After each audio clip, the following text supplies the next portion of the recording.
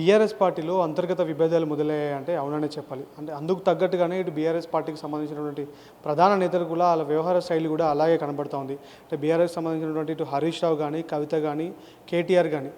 ఈ బీఆర్ఎస్ సంబంధించినటువంటి ఎటువంటి ప్రోగ్రాం చేసినా ఇటు ప్రధాన ప్రతిపక్షంగా ఇటు సీఎంను కానీ అటు అధికార పార్టీని కానీ ఎండగట్టే విషయంలో కూడా ఎవరికి కలవకుండా ఎవరికి వారుగా ఇటు సపరేట్గా మీడియా సమావేశాలు ఏర్పాటు చేయడం కానీ దాంతోపాటు సపరేట్గా కూడా అంటే విమర్శలు గుప్పించవలసిన సమయంలో కూడా ఇటు బీఆర్ఎస్ పార్టీకి చెందినటువంటి ఆ ప్రధాన నేతలు ఎవరికి వారుగా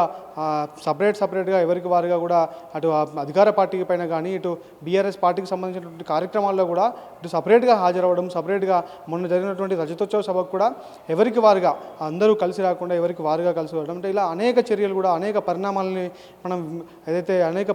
క్రోడీకరించి చూసుకున్నట్టయితే ఇటు బీఆర్ఎస్ పార్టీలో అంతర్గత విభేదాలు ఉన్నాయని మనం చెప్పుకోవాల్సిన పరిస్థితి కూడా ఇప్పుడు ఏర్పడుతున్న పరిస్థితి. దీనికి పర్యవసానంగా అంటే దీనికి ఒత్తాసు పలుకుతున్నట్టుగానే ఈరోజు కవిత ఏదైతే తెలంగాణ భవన్లో ఉదయం 9 గంటలకు నిర్వహించిన మీడియా సమావేశం ఏదైతే ఉందో దాంట్లో కూడా ఇటు రేవంత్ రెడ్డి పైన అనేక విమర్శలు గుప్పించారు. అటు ఏదైతే హెచ్సియు భూముల విషయంలో కానీ ఇటు టీజీఐఎస్సీ భూముల విషయంలో కానీ ఆ టీజీఐఎస్సీకి సంబంధించినటువంటి 178,000 ఎకరాల భూముల విషయంలో కూడా అంటే ఇటు రేవంత్ పైన ఘాటు విమర్శలు చేస్తూనే అంటే అటు రేవంత్ పైన ఘాటు విమర్శలు చేశారు. దానికి సంబంధించి ఆ 178,000 ఎకరాల భూములకు సంబంధించి అంటే ఎన్ని అప్పులు తీసుకొచ్చారు, అటు 180,000 కోట్ల అప్పులు తీసుకొచ్చి 80,000 కోట్లు మాత్రమే అటు గవర్నమెంట్ సంక్షేమ పథకాలకు వాడింది. ఇంకా 1,00,000 కోట్ల రూపాయలు అటు కాంట్రాక్టర్లకు ఇచ్చారు. దాంట్లో 20% కమిషన్ అంటే 20,000 కోట్లు నేరుగా ఇటు రేవంత్ ఖజానాకి వెళ్ళినాయంటూ కూడా ఘాటైన విమర్శలు చేసినప్పటికీ అంటే దీన్ని అటు పార్టీకి సంబంధించిన వర్గాలు కూడా బలంగా ప్రచారం చేయలేకపోయినా అంటే పార్టీకి సంబంధించిన సోషల్ మీడియా కూడా బలంగా ప్రచారం చేయలేదంటే అంటే ఇది చూసుకోవచ్చు మనం ఏంటంటే ఇటు ఈ పార్టీకి సంబంధించిన అంతర్గతంగా కూడా ఎవరికి వారే అన్నట్టుగా ఇటు సోషల్ మీడియా పనిచేయడం కానీ ఆ సోషల్ మీడియా ఆ పార్టీకి సంబంధించిన సోషల్ మీడియా కూడా పార్టీలో సంబంధించిన అందరి నాయకుల కోసం పనిచేయకుండా కొంతమంది సెలెక్టెడ్ నాయకుల కోసమే పనిచేయడం అంటే ఈరోజు మరి దాని తర్వాత ఏదైతే 9 గంటల ప్రెస్ మీట్ తర్వాత కవిత ఏదైతే ములుగు జిల్లాకు సంబంధించిన వెంకటాపురంలో ఏదైతే ఎరుకలమ్మ జాతరలో పాల్గొన్నటువంటి కవిత అక్కడ ఉన్నటువంటి మహిళలతో ఇటు ఎరుక చెప్పించుకున్నటువంటి నేపథ్యంలో ఆ భవిష్యత్తులో తెలంగాణ రాష్ట్రానికి మీరే ముఖ్యమంత్రి అవుతారని చెప్పడం దానికి కవిత కూడా ఎంతో సంతోషించి ఆ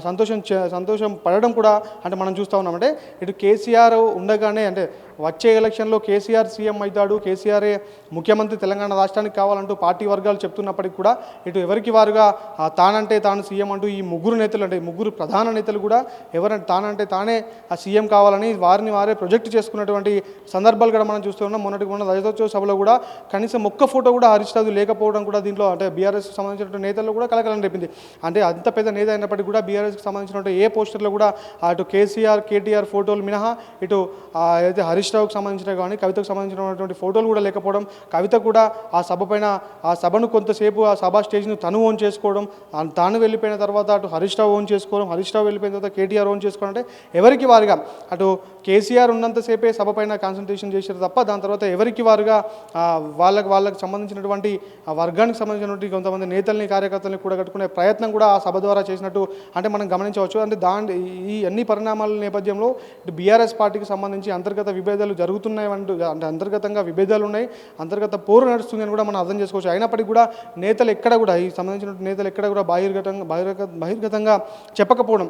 మేమంతా కలిసే ఉంటాము, ఇప్పుడు కేసీఆర్ కుటుంబం అంటే బీఆర్ఎస్ పార్టీ అంతా ఒకే కుటుంబము, కేసీఆర్ కుటుంబమే బీఆర్ఎస్ కుటుంబము అంటూ మాట్లాడినటువంటి నేపథ్యంలో కానీ ఆ కుటుంబానికి చెందినటువంటి ముగ్గురు నేతలు కూడా ఎవరికి వారుగా ప్రచారం చేసుకోవడం, ఎవరికి వారే అన్నట్టుగా వ్యవహరించడం కూడా మనకు ఒకంతంటే ఇటు బీఆర్ఎస్ పార్టీ నేతల్లో బీఆర్ఎస్ పార్టీ కార్యకర్తల్లో ఆందోళన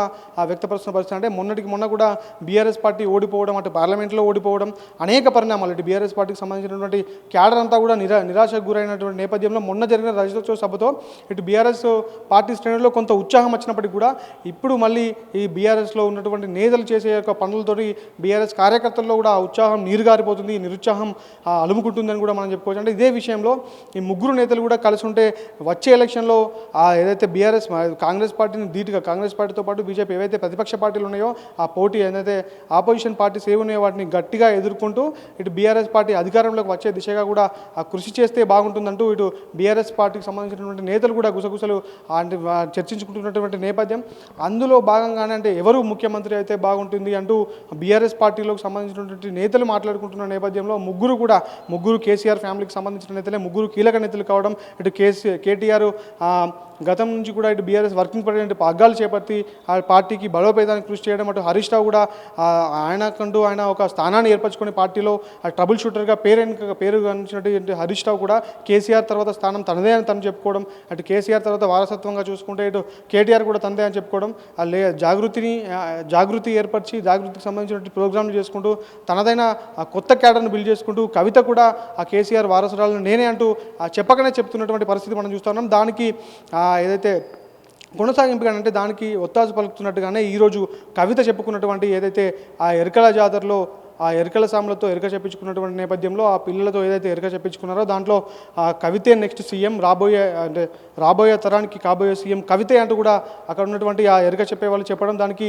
సంతోషంగా కవిత మొహం పైన చిరునవ్వులు పుగేయడం చూస్తున్నట్టయితే ఇటు బీఆర్ఎస్ పార్టీకి సంబంధించినటువంటి పగ్గాలు తానే చేపట్టాలని కవిత అనుకుంటుందని కూడా ఇటు బీఆర్ఎస్ పార్టీ వర్గాల్లో కూడా కొంత చర్చ నడుస్తున్నట్టు. ఇవన్నీ జరుగుతున్నటువంటి నేపథ్యంలో కేసీఆర్ మౌనంగానే ఉంటూ అటు కేసీఆర్ మాత్రము నెక్స్ట్ తెలంగాణ రాష్ట్రానికి ముఖ్యమంత్రి ఎవరిని చేయాలి, తన రాజకీయ వారసులుగా ఎవరిని ప్రకటించాలో అన్న విషయాల్లో కూడా కేసీఆర్ ఒకంత కన్ఫ్యూజ్ అవుతున్నటువంటి నేపథ్యం కూడా మనకు కనిపిస్తుంది. అంటే ఎవరు సీఎం అవుతారు అంటే ఇటు బీఆర్ఎస్ పార్టీకి కానీ రేపు కేసీఆర్ రాజకీయ వారసత్తులు ఇటు బీఆర్ఎస్ పార్టీ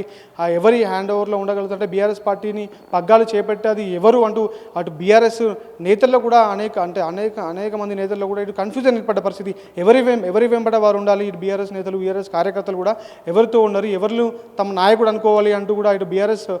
కార్యకర్తలు కూడా కన్ఫ్యూజ్ అవుతున్న నేపథ్యంలో ఆ బీఆర్ఎస్కి సంబంధించినటువంటి నేతలు కూడా సంయమనం పాటిస్తూ ఇటు అధికారం వచ్చే దిశగా ఉంది కాబట్టి ఇటు కాంగ్రెస్ పార్టీ అంటే వచ్చే ఎన్నికల్లో బీఆర్ఎస్ పార్టీకి అనుకూల వాతావరణం ఏర్పడే పరిస్థితి ఉంది కాబట్టి ఇంకా 3 ఏళ్ళు ఇటు కాంగ్రెస్ గవర్నమెంట్ ఉన్నప్పటికీ కూడా ప్రజల్లో కాంగ్రెస్ గవర్నమెంట్ కొంత ఏదైతే చెడ్డ పేరు కూడా కట్టుకున్న నేపథ్యంలో ఇటు బీఆర్ఎస్ పార్టీ కూడా దాన్ని బలంగా ప్రజల్లోకి తీసుకెళ్తూ బీఆర్ఎస్ పార్టీ మాత్రమే తెలంగాణ భవిష్యత్తును మార్చగలదంటూ బీఆర్ఎస్ నాయకులు కూడా చెప్తున్న నేపథ్యంలో ఇటు ఈ కవిత వ్యవహరిస్తున్న తీరును అంటే కార్యకర్తల్లో కూడా కన్ఫ్యూజన్ ఏర్పడే పరిస్థితి ఉంది. అంటే ఇప్పుడు ఎట్లా ఎవరు తమ నాయకుడు ఎవరు, తమ నాయకులు ఎవరు ఈ పార్టీకి అన్న విషయాలపై ఇటు బీఆర్ఎస్కి సంబంధించినటువంటి కార్యకర్తల్లో ఆందోళన నెలకొన్న పరిస్థితి మనం చూస్తూ ఉన్నాం.